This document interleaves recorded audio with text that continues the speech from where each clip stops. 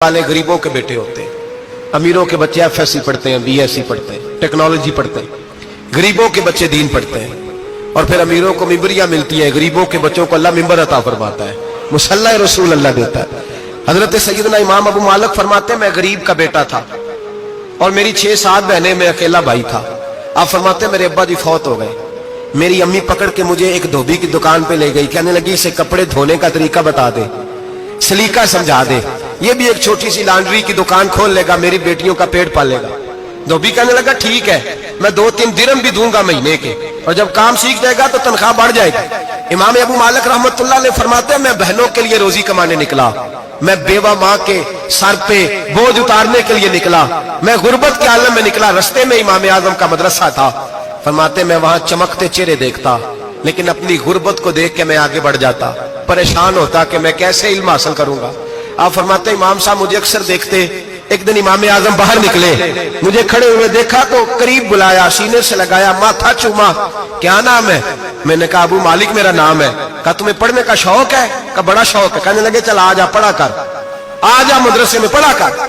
कहते मैं सारा दिन वहां पढ़ता, घर से काम करने आता, सारा दिन इमाम आजम के पास पढ़ता रहता। महीना आया तो मेरी अम्मा कहने लगी तनख्वाह लाओ।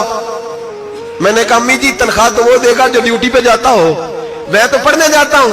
कहते अम्मा घर से निकली और बड़े गुस्से के साथ निकली, कहने लगी मौलवी ने मेरा बच्चा खराब कर दिया, मेरा बच्चा खराब कर दिया, मैं काम पे भेजती थी, इसने किस चक्कर में डाल दिया, मसलों से भी कभी पेट भरा है, काम भी तो करने चाहिए ना।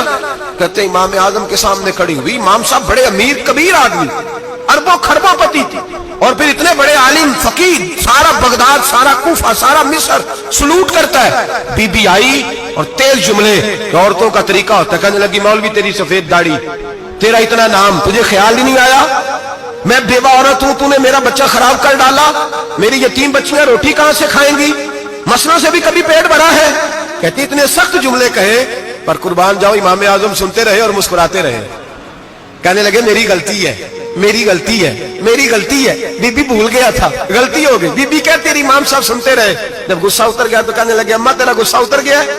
उतर गया है। कहने लगे तेरा बेटा बड़ा नेक है, तेरा बेटा बड़ा लायक है, तू इसे पढ़ने दे।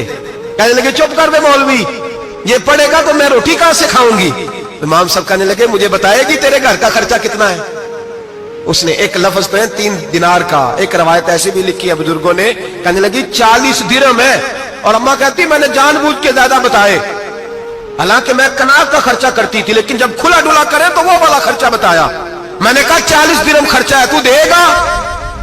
तो कहते इमाम आजम कहने लगे अम्मा तुझे लेने नहीं आना पड़ेगा, पहले से पहले तेरे घर में पहुंच जाया करेंगे।